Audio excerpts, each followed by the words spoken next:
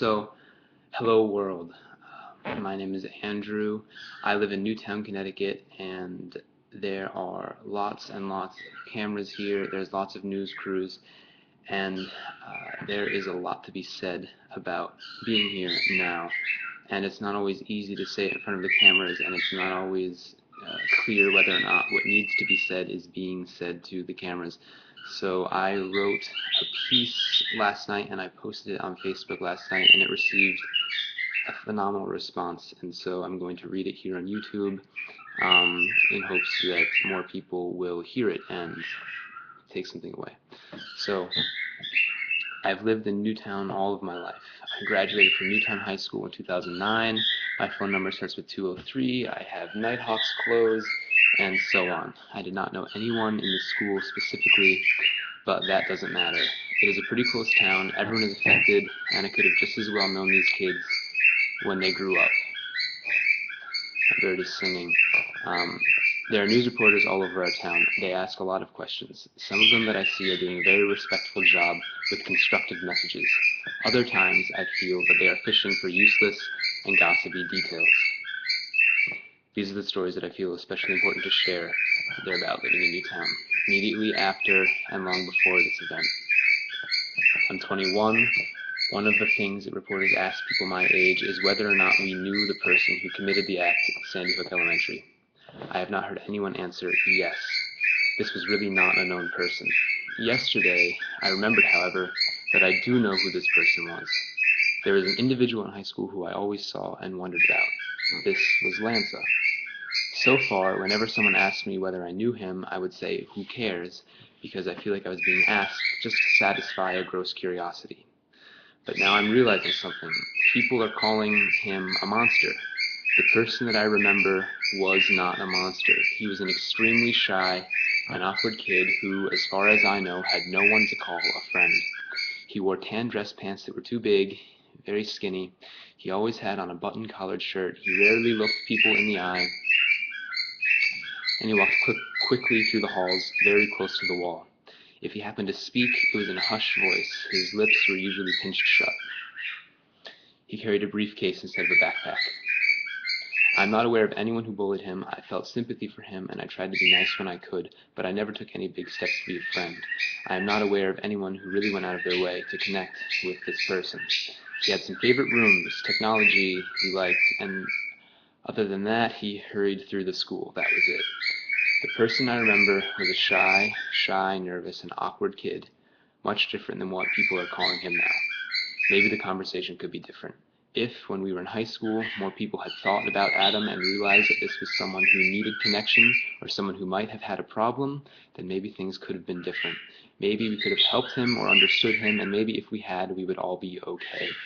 If I or anyone else had taken a moment out of typical busyness and offered our support to this individual who very clearly seemed like they needed it, maybe it would have made the difference. Now I remember who it was, and I have wondered if it is better just to let things be or take the opportunity to open up another conversation. I feel as if people want to hear about how twisted this person was, but I can discern a different story, about someone whose well-being did not receive the care it needed. It is a story, of course, about mental health, who this person was, why things happened the way they did, and how much we can learn. So, this is a terribly sad and tragic event. What I'm seeing, though, are people come together. Last night, I left the interfaith vigil that the president spoke at and walked with the people of my town and our supporters. What I did not expect to feel were any positive emotions, but on my way home, I was overcome by how cool it is that people are together. Everyone that I saw was caring, listening, patient. They're compassionate, and they're very, very thoughtful. I passed a corner decorated with gifts, the big vigil, Christmas tree with lights, all sorts of candles and gifts and cards and prayers, and paper cranes growing American flags. And there's a beautiful little corner. I saw some old friends there who I hadn't seen in months, and it really felt beautiful to connect with them. We chatted with a woman I'd never met before about what it means to recognize the important things in life, and afterwards my friend Matt looked around and he said, "Look at all these people. I could go up to any one of these people right now and have a great conversation. He remarked that he could stay there all night if he wanted to without a problem and just talk to the people and to the supporters that were there. It's a special time. I thought how great it was that everyone is so open and how great it could be if we could hold such a way of being long into the future. Maybe that's what all these black ribbons that people are posting could represent. Something to remind us of our priorities, of how beautiful life can be, and to sustain this heart-opening state where there are no strangers. If this tragedy can bring communities together, then that is something very beautiful. It is so rare that people genuinely connect nowadays, and if this can bring our town and the rest of the world together, then that is a miraculous thing. Some people in town are upset about all the cameras that are here, but behind every single camera are millions of people who would be here if they could be, and in some ways who are here. If in every city there are people who are touched and moved and tuning in with us and sending their love and their thoughts, then that is a beautiful thing. Thank you. It means a lot. So this is a terrible tragedy, but if it can bring the whole world, and if they're all watching, then it is time to make something miraculous. I think that it is a wake-up call. We've had plenty of wake-up calls, but maybe this is the last time that we can all say that all is not well in the world. It is time for us to say that we don't want things to be this way anymore. We've been living in a world that degrades health. The way of life that we've been living is degrading to mental health, and these sorts of things happen. The way we've been living is degrading to physical health, and people get very, very sick. It's degrading to environmental health. We have to worry about toxins when we go outside, and it's degrading to the climate, and we're having extreme weather events. This very same town, Newtown, Connecticut, lost 97% of power just a month ago from Hurricane Sandy. That also is a wake-up call. The extreme weather events are a result of polluting, degrading, destroying, or otherwise exploiting the environment, however you want to say it. The same thing is happening to people's minds and to our communities. They're being polluted, they're being degraded, they're being destroyed, they're being exploited, all for a disconnected culture that is based on the overconsumption of resources from far away, from other lands. It should have happened a long time ago that we recognized the ways in which this society is causing so many problems. Many people have woken up to this, and people are continuing to wake up to this. Every time that an extreme event shoves reality in our face, it is a call to more people for change. But let's not wait any longer. Let's make this a healthier, more intelligent, and beautiful world to live in. If what happened in our town can bring every nation, every country, every person together, then let beauty come out of this tragedy once and for all. People ask, what can we do after this? They wonder, what can I do now? And lots of people, they say to pray. Praying, I think, is a very good thing to do, but I think that we can do more than pray. We can do so much more. I would answer what to do. Don't go back to your normal routines. Don't go back to daily life, and don't go back to daily patterns. Don't go back to modern society, because modern society is the very thing that for so long has been causing these tragedies. Overworking, overconsuming, overstressing, disconnecting with everyone around us while mining the world of its health and of its resources are the systems that ruin health. Don't go back to the way that things have been. And that's what I truly feel needs to be said. Life for many people in the U.S. is sheltered, and this crime comes as a shock. Watch an informed news station, however, like Democracy Now!, and you will find that you will become aware of violence all over the world every day. There are murders, massacres, and so on. There's Syria, Peru, Iraq. These things have been untouched by mainstream media, but now it has happened in a town like Newtown, and the media is here, and the whole world is watching. We can come out of this tragedy stronger and make deep connections to our world so that things get better. It is not about left politics, it is not about right politics, it is not about whether there should be sides at all. It is about recognizing that this whole circus and this whole charade has been misguided and that much of our way of life is not working anymore. We need deep change. I thought that the president's speech was very nice. I was at the high school with my little sister to listen. It was too difficult to get in, but we waited outside. The Red Cross was there, the police were there were firemen, and there was a lot of people from town and from outside of town who wanted to be there at this event, and I would hope that they wanted to be together as well. President's message was a good one. I was on the edge of my seat when he asked me whether our society is doing enough. Thank goodness that he answered no. The important thing is going to be what exactly will happen now that the president has said that we will not tolerate this any longer. Guns must be addressed. Changes must be made. There's no doubt about that.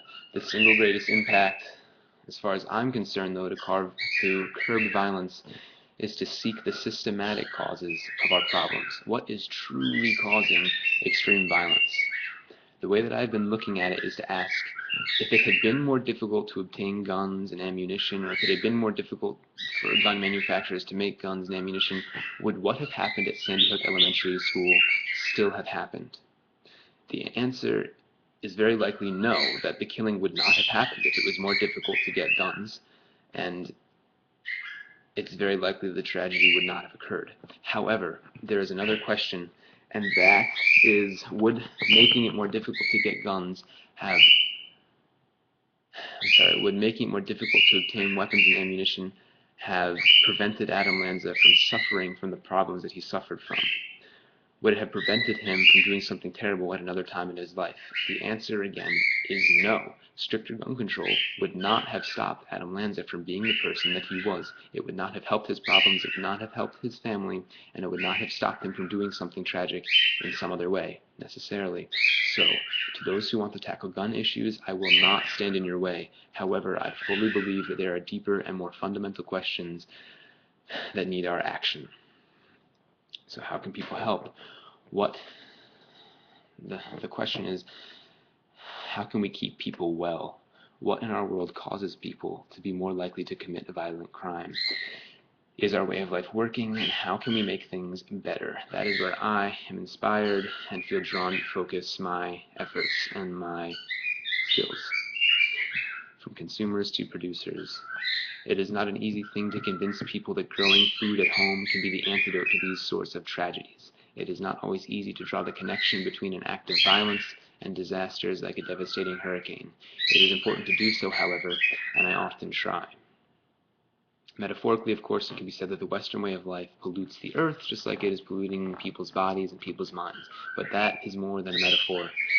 A world based on competition and narrow-minded material growth shoves aside questions of what is important. It silences any other voice of reason, and it puts a hand in front of anyone who might suggest that there are other directions than up, up, up. A world that praises insatiable individual wealth with no end in sight tries to transform Earth's oceans and forests and its people into fleeting dollars. It tries to transform precious children into obedient cogs that will operate a mechanical culture of further exploitation.